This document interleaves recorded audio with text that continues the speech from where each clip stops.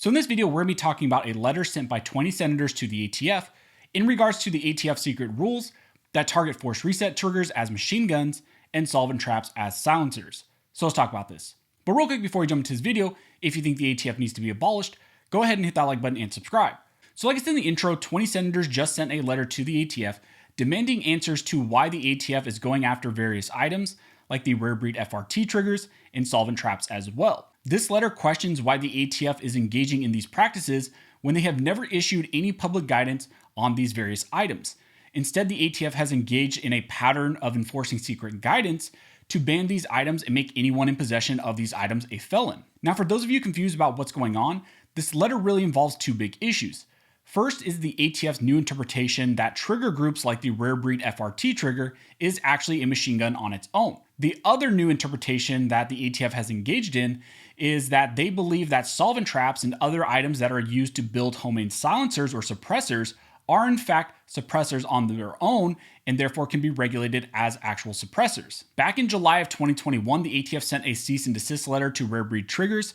In that letter, the ATF claimed that in their eyes, the rare breed FRT 15 force reset trigger meets the NFA and GCA definition of a machine gun. Because of this, the ATF claimed that the triggers were subject to registration, taxation, and possession restrictions like actual machine guns were. Also, the ATF claimed that possession of the triggers outside of the GCA and NFA's restrictions would subject various people to criminal penalties and fines. This issue was not isolated to just rare breed. Soon reports came out that the ATF also went after the Big Daddy and Limited WOT triggers under that same pretense. Now, in regards to this issue of solvent traps as suppressors, the ATF has claimed that under their interpretation of the NFA, these solvent traps could be readily converted into functioning silencers and therefore are actually silencers on their own. Prior to that ATF shift in policy, the ATF had no guidance on what they considered to be a solvent trap and what wasn't, and therefore many companies decided to sell these items. One of the first companies that fell prey to the ATF's new interpretation was the company Diversified Machine. Ultimately, the ATF raided the company. After the raid, the ATF sent out letters to the customers claiming that the customers who purchased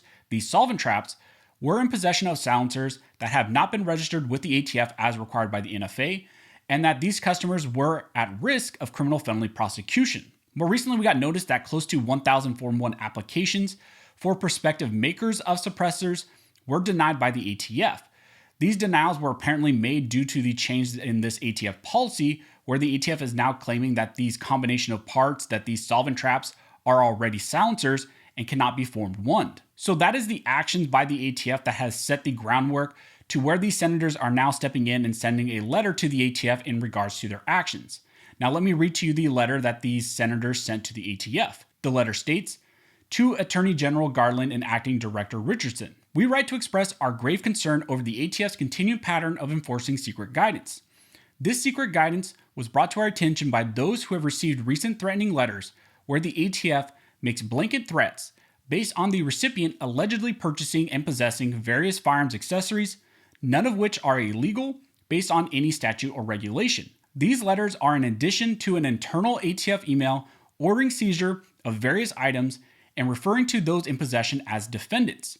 We find this pattern of secret regulation incredibly troubling." In the letters, the ATF claims, without offering any explanation as to why, that popular items known as solvent traps and force reset triggers are unregistered silencers and machine guns, respectively, and therefore subject to regulation under the NFA. One such letter threatens that possession of any of the unregistered silencer devices could result in prosecution for criminal violation of federal law and instructs recipients to contact their local ATF field office within 30 days to coordinate the abandonment of these silencers. Similarly, an ATF email dated January 26 of 2022 ordered ATF agents to search out and demand voluntary surrender of 2 models of force reset triggers, or otherwise, if the manufacturer/seller refuses to abandon the items, please take custody of the items and seize them for forfeiture. The ATF email referred to those law-abiding citizens in possession of such triggers as defendants. Despite the significant criminal consequences attached to the unlawful manufacture,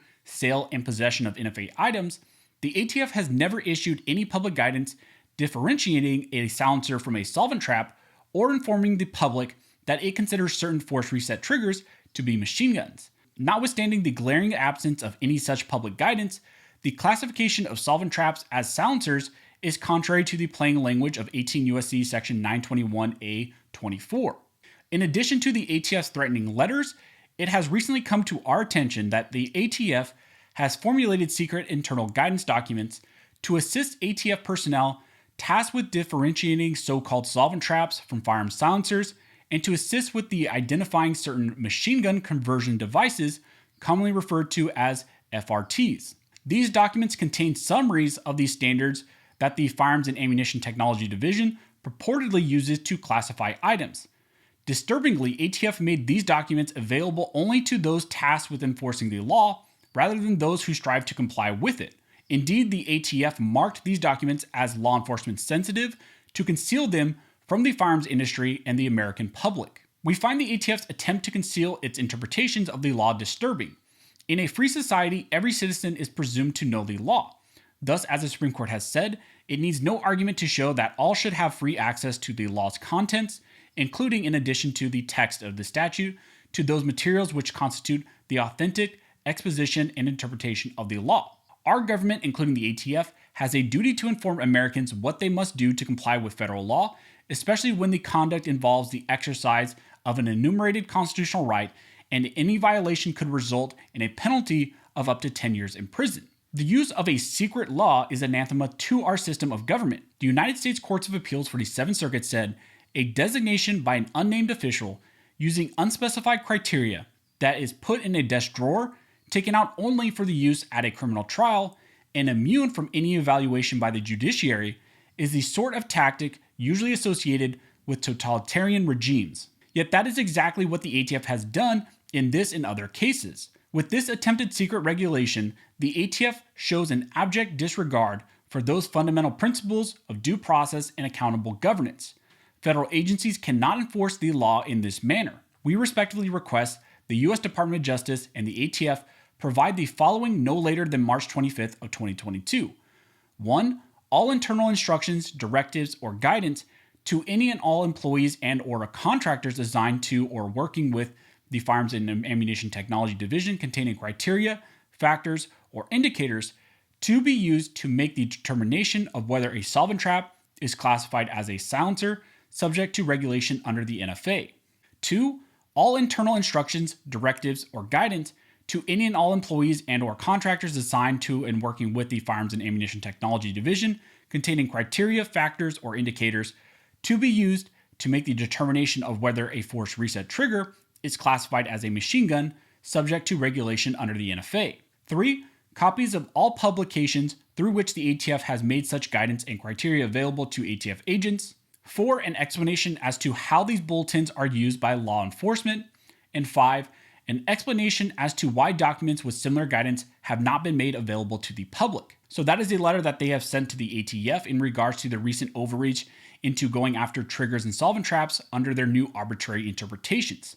The one thing I don't really like about this letter and some of the wording and language in it is that they use a lot of language that almost seems like they're conceding that these items could be machine guns or suppressors.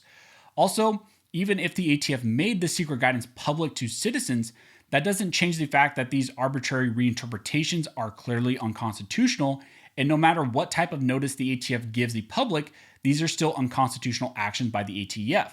The ATF is not a lawmaking organization and should not act as if it is. So as we get more information, I will let you all know. If you have any questions, go ahead and comment down below and I'll try to answer to the best of my ability. Also, if you like this video and like support the channel, one of the best ways to do that is to like, comment, and subscribe. All those things help to fuel the algorithm or fuel Al Gore's rhythm. It adds fuel to his jet and it signals to YouTube that you guys see value in these videos and in this type of two-way news. Again, I want to thank everybody who likes, comments, subscribes, who hits the notification bell, who shares these videos. You guys are directly impacting these videos, impacting this channel, and helping me to reach and educate more people than I could have ever thought. So thanks so much for all of your support. So as always, thank you all for watching. Don't forget to like and subscribe. And never forget, this nation was built by armed scholars and this nation will be maintained by armed scholars.